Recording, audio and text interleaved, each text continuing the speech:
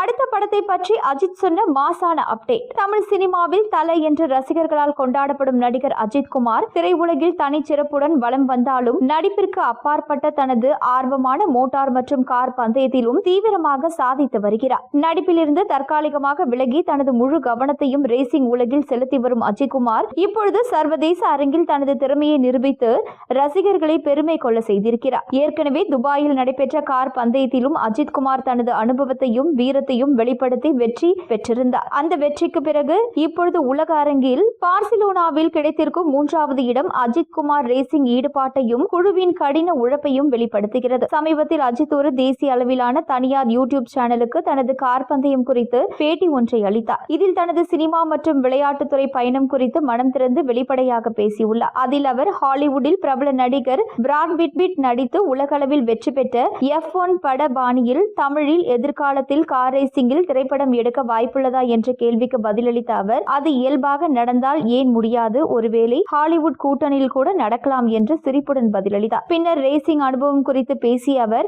ஒரு டிரைவராக நீங்கள் ஓட்டும் நேரத்தில் வேறு எதையும் நினைக்க மாட்டீர்கள். நீங்கள் எவ்வளவு வேகமாக செல்கிறீர்கள் என்பது கூட புரியாது. ஆனால் டிராக் விட்டு சறுக்கும் பொழுது அல்லது விபத்தில் சிக்கும் பொழுதுதான் உணர்வீர்கள். காரின் வரம்பையும் உங்களுடைய வரம்பையும் தொடர்ந்து சோதிப்பீர்கள். அதனால் விபத்துகள் தவிர்க்க முடியாதவை என்றார். மேலும் இந்தியாவில் மோட்டார் விளையாட்டின் எதிர்காலம் குறித்து பேசிய அவர், என் வார்த்தைகளை கவனியுங்கள், இது என் வாழ்நாளில் நடக்கும் என்று நான் நம்புகிறேன். ஒரு நாள் இந்தியாவில் இருந்து ஒரு டிரைவர் எழுந்து வந்து ஃபார்முலா 1 உலக சாம்பியனாக வலம் வருவார் என்று அஜித் உறுதியாக தெரிவித்தார். தனது அடுத்த படம் குறித்து பேசிய அவர், எனது அடுத்த படத்திற்கான திரைக்கதை ரெடி, விரைவில் அதிகாரப்பூர்வ அறிவிப்பு வரும் என கூறியுள்ளார்.